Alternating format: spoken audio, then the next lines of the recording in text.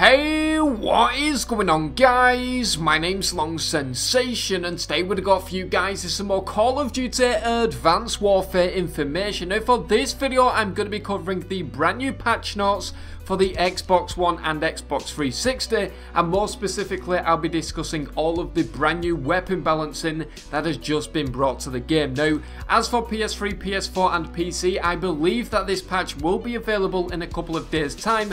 But just for now, it is only available on the Xbox 360 and Xbox One. So basically, the full patch notes will be in the description if you guys want to go and check them out, because in this video, I'll just be discussing all of the weapon balancing updates that have just come to the game. Now, a ton of weapons have been influenced by this patch, and to be a little bit more specific, over 14 weapons have been changed, and the whole heavy weapons category in itself has actually been kind of changed as well. So first of all, the heavy weapons increase play movement by speed by 5%, so basically you'll be able to move a little bit faster with heavy weapons such as the LMGs, the EM1, etc. Won't be that much of a significant increase, you won't really notice it, but it is there, and it is something that you might want to consider, because now the heavy weapons might be a good contender to actually use, especially considering some of the best variants such as the melee subverter. But moving on to some more specific weapons, correction scopes on the AE4, the scopes have been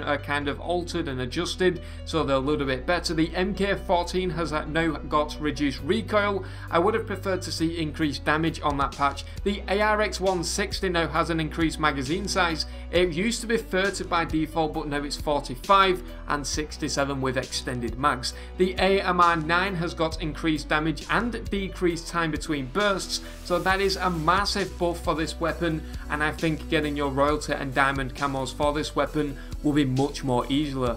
The SN6 has now got reduced recoil, the KF5 mid damage range increase, so this is definitely going to be a really strong gun, especially considering the KF5 breakneck could potentially be one of the best weapons within the game. The Atlas 45 pistol mid damage range increased and max damage range increased, so that is a nice little buff for one of the pistols. The PDW has also received an increased damage. Shotguns reduced spread when using Gung Ho. This was actually a big issue within the game. There was some kind of glitch with Gung Ho where the reduced hip spread wasn't actually there, but it is now.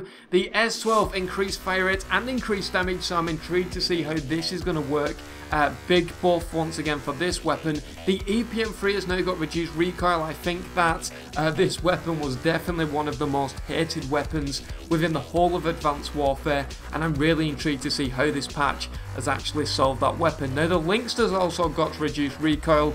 If you can remember using the Lynx, it kicks like a mule. Definitely one of the highest kicking weapons, and I'm once again intrigued to see how much reduced recoil has come to this weapon. Now, the only nerf within the weapon balancing update is the ASM1. Now, this isn't a significant nerf, it's not something that's going to decide if there's going to be a brand new weapon that's going to be the best and stuff like that. Basically, they've just reduced the initial fire rate of the weapon. If you're not aware, the ASM1 had the first 8 bullets, they fired faster than the rest, and now that has been decreased just to fire at the standard time of the ASM1, so the time to kill with the first 3 bullets will be significantly slower. So that is pretty much it regarding the weapon balancing.